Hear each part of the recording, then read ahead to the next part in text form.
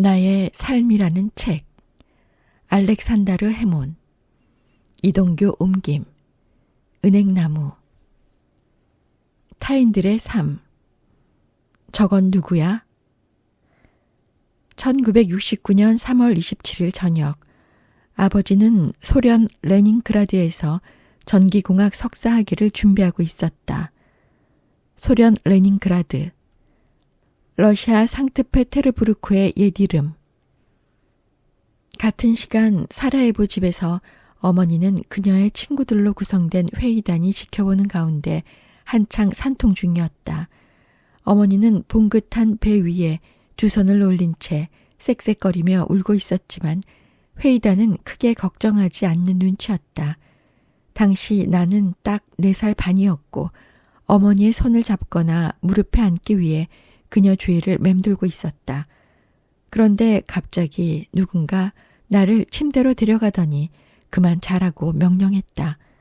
하지만 나는 그 명령을 거역하고 어딘지 프로이트 책에 나올 법한 열쇠 구멍으로 경과를 주시했다. 어머니의 뱃속에 아기가 있다는 건 알았지만 그래서 어떻게 되는 건지 어머니에게, 우리에게, 그리고 나에게 정확히 무슨 일이 일어나는 건지 알지 못했기에 겁에 질려 있었다. 눈에도 보이고 귀에도 들리게 고통을 호소하던 어머니는 마침내 병원으로 옮겨졌고 나는 공포스런 상상과 함께 집에 남겨졌다. 조제피나 숙모는 어머니가 죽지 않을 거고 남동생이나 여동생을 데리고 올 거라고 장담하면서 날 달랬다. 나는 어머니가 돌아오기를 바란 게 아니었다. 남동생이나 여동생을 원하지도 않았다. 단지 모든 것이 전처럼, 전에 이미 그랬던 것처럼 변치 않기만을 바랐다. 세상은 조화로이 내게 속해 있었고 실은 내가 거의 세상이나 다름없었다. 그러나 이제 그 무엇도 전과 같을 수 없다. 며칠 뒤 나는 병원에 어머니를 데리러 가는 어른 둘을 따라갔다. 그들의 이름과 얼굴은 이제 노후한 머릿속 모랫바닥에 파묻혔다. 그들에 대해 아는 거라곤 둘 중 누구도 그때껏 소련에 머물던 아버지는 아니었단 사실이다. 한 가지, 어머니가 내 절반만큼도 나를 반기지 않았던 건 기억이 난다. 그리고 집으로 향하는 차의 뒷좌석을 어머니와 다들 살아있다고 주장하는 포대기 속 내 여동생이라는 무언가와 나눠 타고 왔다. 여동생이란 그의 얼굴은 주름 투성이에다가 못나고 미묘하게 찡그린 표정을 짓고 있었다. 게다가 낯빛이 어두워서 꼭 검댕을 뒤집어 쓴 것 같았다. 손가락으로 그의 볼을 따라 그어 내려가자 검댕을 가르고 허연 줄무늬가 생겼다. 얘 너무 더러워.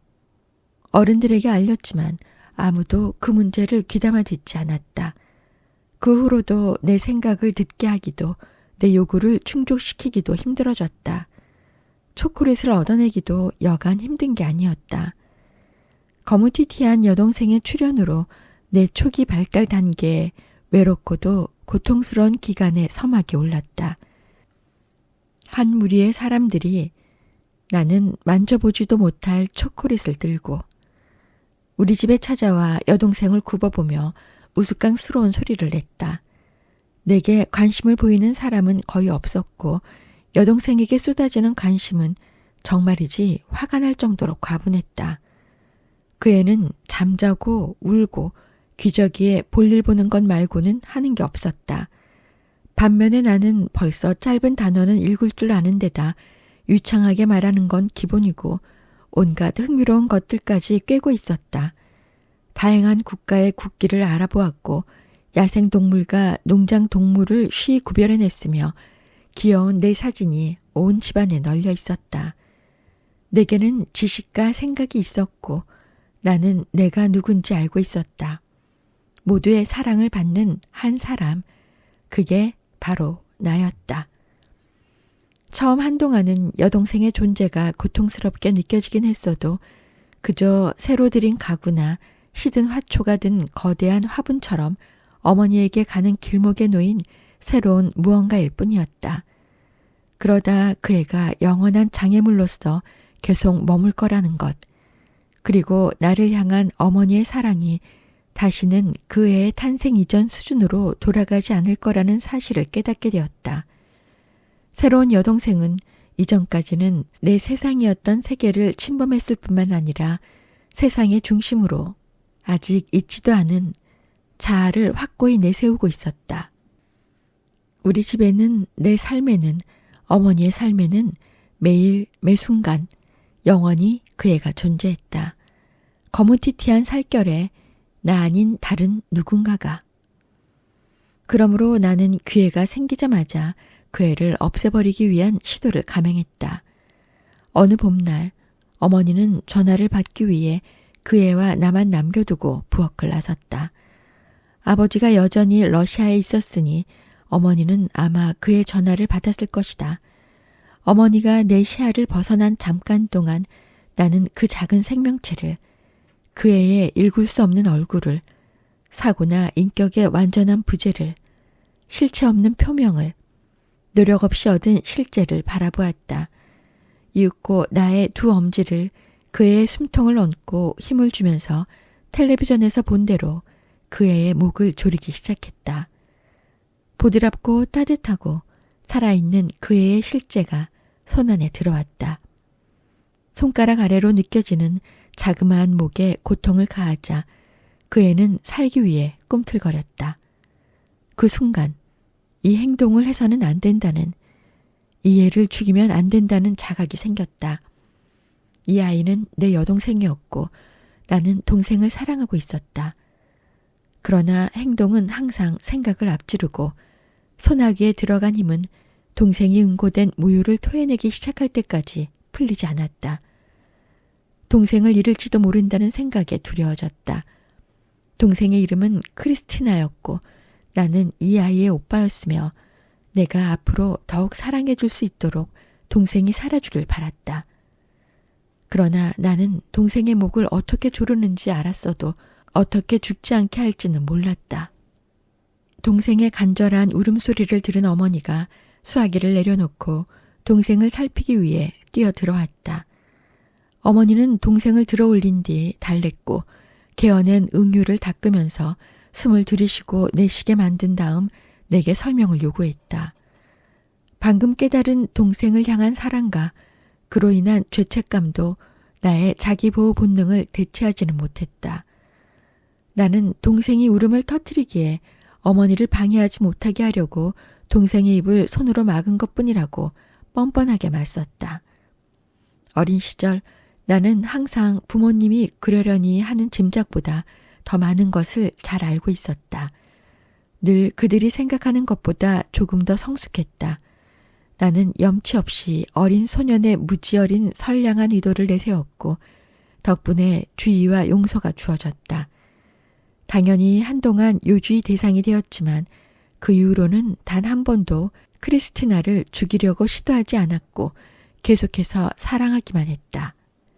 여동생을 없애려던 시도는 나 자신을 외부에서 바라본 가장 오래된 기억이었다. 그 기억에서 보이는 건 나 자신, 그리고 내 여동생이다. 그 이후로는 두 번 다시 이 세상에 나 혼자였던 적도, 내가 세상을 독점해 본 적도 없다. 내 자아가 타인의 존재가 결여된 자주 영역이 된 적도 없다.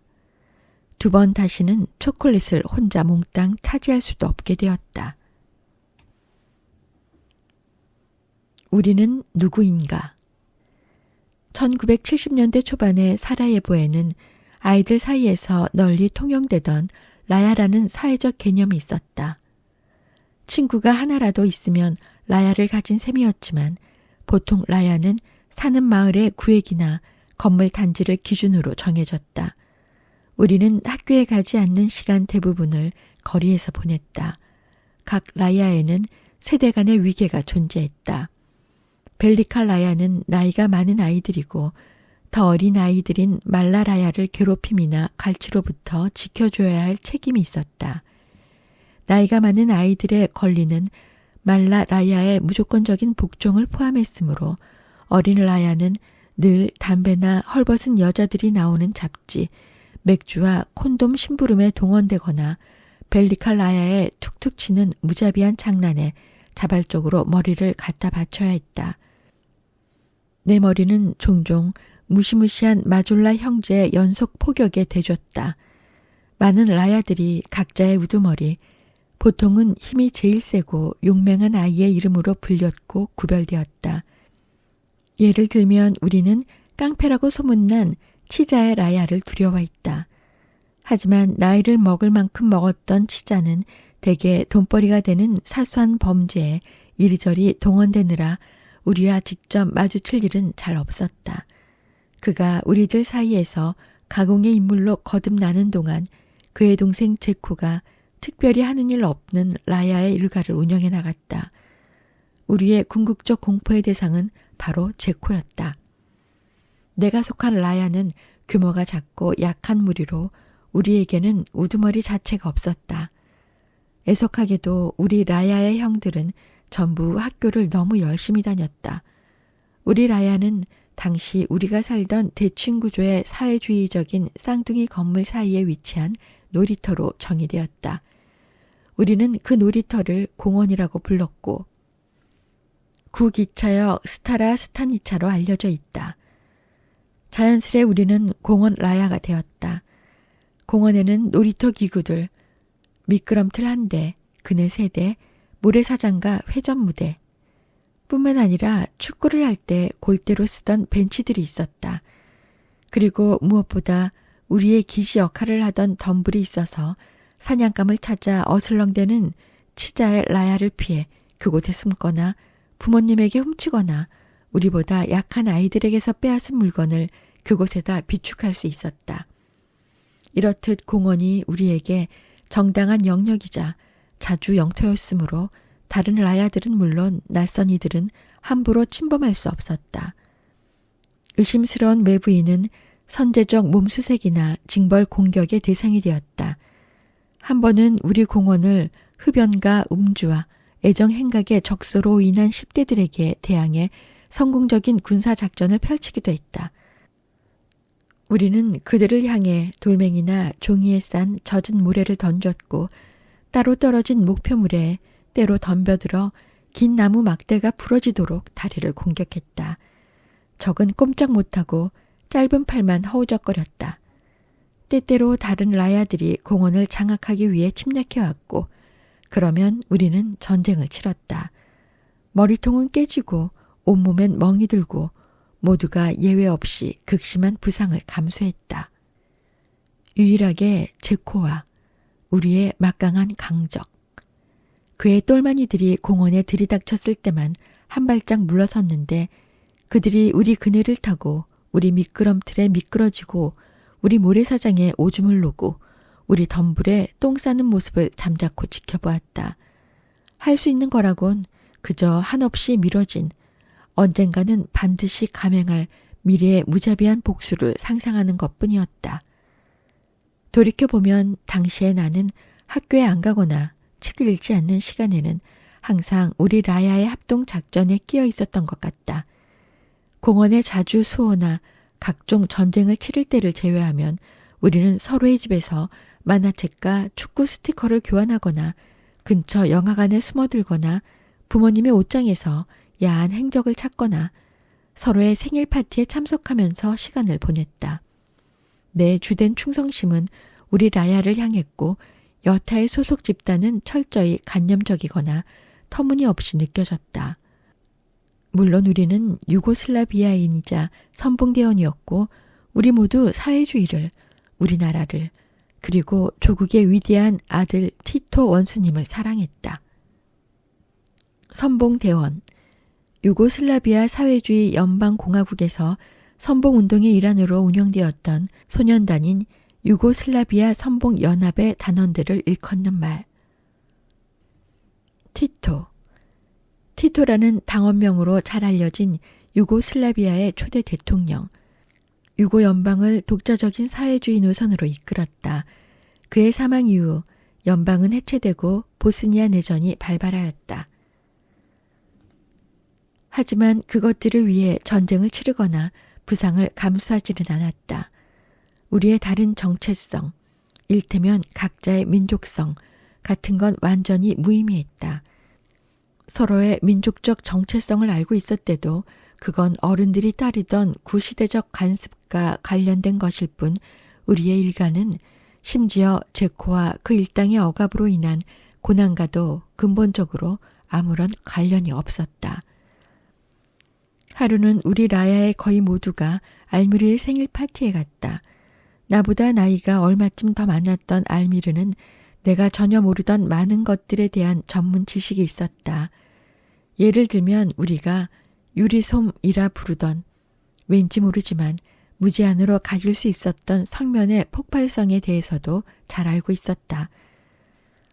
한 번은 그가 수류탄처럼 종이로 둘둘만 유리솜 뭉치를 절대 폭발할 일이 없다고 장담하면서 자꾸 던져대는 통에 나는 몇 번이고 몸을 숙여 피해야 했다. 또한 그는 로그막에 빠져들 만한 나이여서 그의 생일 파티에는 비엘로 두구메의 음악이 흘러나왔다. 우리 부모님은 사라예보의 록밴드인 그들의 덥수룩한 행색과 반사회적이고 반사회주의적이며 말도 안 되는 음악을 질색했다. 그것 말고는 여느 생일 파티와 다를 게 없었다. 우리는 샌드위치를 먹고 주스를 마시고 알미르가 케이크 위 촛불을 끄는 걸 본 뒤 그에게 선물을 건넸다. 생일 파티의 주인공답게 멋지게 차려입은 알미르의 의상은 검정과 주홍 줄무늬가 들어간 왠지 복슬복슬하고 상대적으로 눈에 띄게 화려한 울 스웨터였다. 그에 반해 우리의 사회주의 유고슬라비아다운 의복은 확연히 칙칙했다. 그의 스웨터는 분명 여기 아닌 어딘가의 물건이었고 그래서 어디서 난 거냐고 물었다. 터키에서 온 거라고 그가 답했다.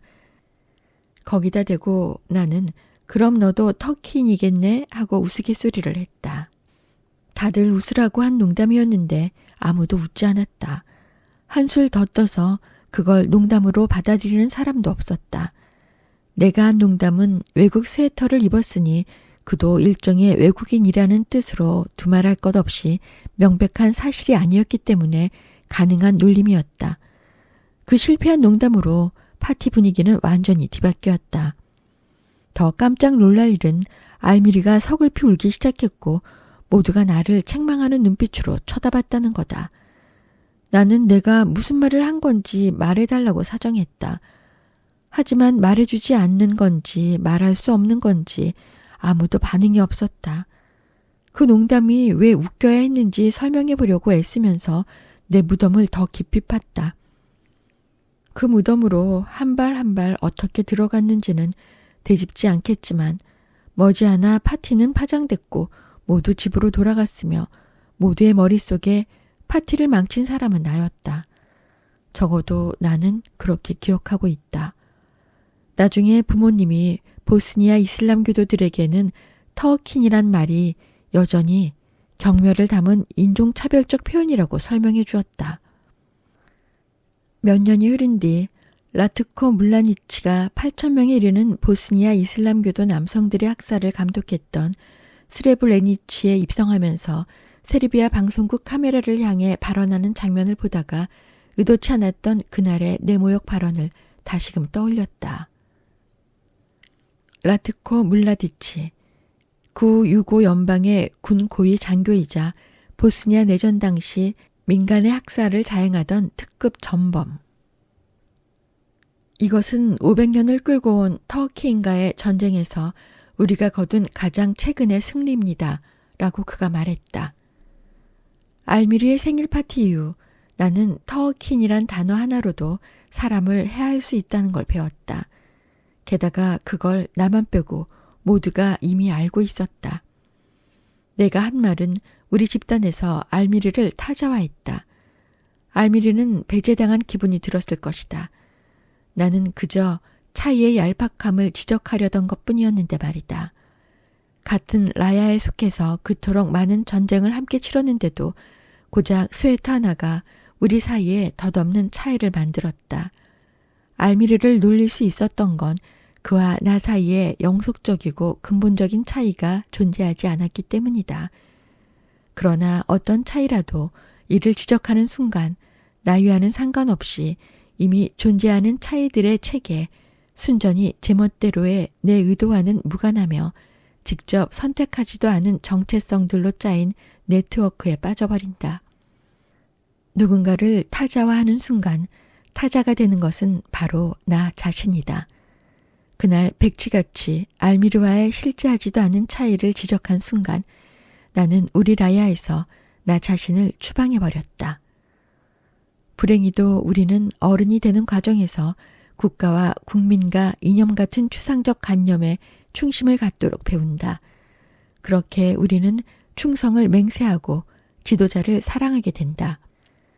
우리는 차이를 인지하고 개념토록 교육받으며 우리가 진정 누구인지 지도받고 몇 세대에 걸친 고인들과 그들의 이해할 수 없는 업적이 어떻게 우리를 우리로 만들었는지 공부한다. 이 모든 교육은 개인보다는 추상적인 대중에게 충성심을 갖게 만든다. 그러니 라야는 사회조직으로 유지될 수 없다. 구성원의 이름을 아직도 줄줄이 읊을 정도로 너무나 구체적인 그 우리라는 라야에는 점점 더 진중한 충성심을 갖기 어려워지기 때문이다. 그로부터 얼마 뒤 우리 공원의 자주수호 전쟁도 황금기도 모두 막을 내리게 되었다. 내 모욕 발언이 직접적인 원인으로 작용했다는 주장을 하는 건 솔직히 무리다. 어느 순간부터 다른 라야들과의 갈등이 일시에 해소되었던 건 우리가 다 같이 다들 잘하지도 못했던 축구를 시작하고부터다. 우리는 여전히 제코와 그의 팀을 이길 수 없었다. 언제 반칙을 했고 득점이 됐는지 결정하는 권한을 그들이 가졌기 때문이다. 우리는 감히 그들에게 손을 대지 못했고 심지어 득점에도 우리 골은 무효가 되기 일쑤였다. 알미르에 대해 덧붙이자면 그는 축구를 잘하지도 못했고 나는 평생 싫어할 밴드 비엘로 두굼에 더욱 심취했다. 얼마 후 그는 여자들과 접점이 생기는 삶에 도달했다. 그는 우리 같은 남자애들과는 다른 삶을 영위하게 되면서 우리보다 훨씬 먼저 다른 누군가가 되었다. 지금은 그가 어디에 있는지, 그에게 무슨 일이 일어났는지 알지 못한다. 우리는 더 이상 같은 우리에 속하지 않는다. 구독과 좋아요 부탁드립니다.